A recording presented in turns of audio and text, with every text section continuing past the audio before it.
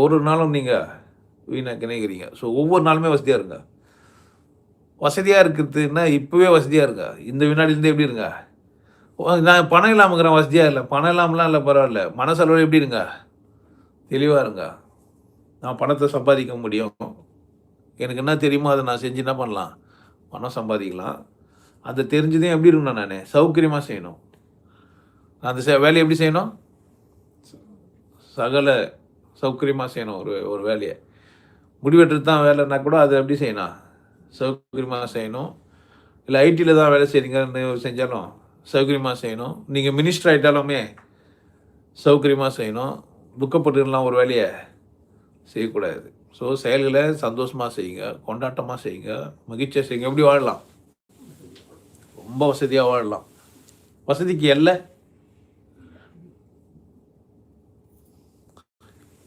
Unlimited தான். வசதி என்ன பண்ண முடியாது? வரையறுக்க முடியும். இவர் வசதியானவர்னு சொல்ல முடியும்? வெளிய பார்த்து யாரும் சொல்ல முடியாது. யார் வசதியானவரு? யார் புரிஞ்சுன்னுக்கிறாரோ, யார் இந்த உலகத்த கொண்டாடுறாரோ, யார் மகிழ்ச்சியா இருக்கிறாரோ, யார் எல்லார் கூடயும் பேசுறதுக்கு ஜாலியா இருக்கிறாரோ, அவர் யார் தான்? வசதியானவர் தான். நான் இவங்கள கூட தான் பேசுறவங்க கஞ்சன். பணத்தை செலவு பண்ணாத மட்டும் கஞ்சன் இல்லை. தாராளமா பேச முடியாதவங்க கூட யார் தான்? கஞ்சன் தான். அவர் யார் இல்லை? வசதியாக வாழ்றவரு இல்லை.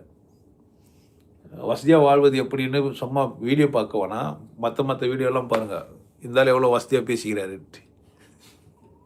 ரொம்ப வசதியான ஆள் நான். அது என்னாலேயே மட்டும் நானா இல்லை. உன்னை கடவுள் எப்படி தான் பச்சாரு? வசதியாக தான் பச்சார். சட்டை நீ தைச்சிக்கல, யாரோ தைச்சி கொடுக்குறாங்க. நெல் நீ செய்யல, யாரோ செஞ்சு தராங்க. உனக்கு உணவெல்லாம் நீயே பண்ணிக்கல, உனக்கு தேவையானதெல்லாம் நீயே. கடவுள் உன்னை எப்படி வச்சுக்கிறாரு? வசதியா. ஆனால் நீ எப்படி இருக்க மாட்டேன்ற? வசதியா. கடவுள் உன்னை வசதியாக இருக்க சொன்னார். நான் எப்படி இருக்க மாட்டேன்றேன்? வசதியாக இருக்க மாட்டேன். அதையும் யார் பேர்லையே? கடவுளின் பேர்லையே. இது ரொம்ப மோசம். கொண்டாட்ட மனநிலையோடு இருங்க, மகிழ்ச்சியாக இருங்க.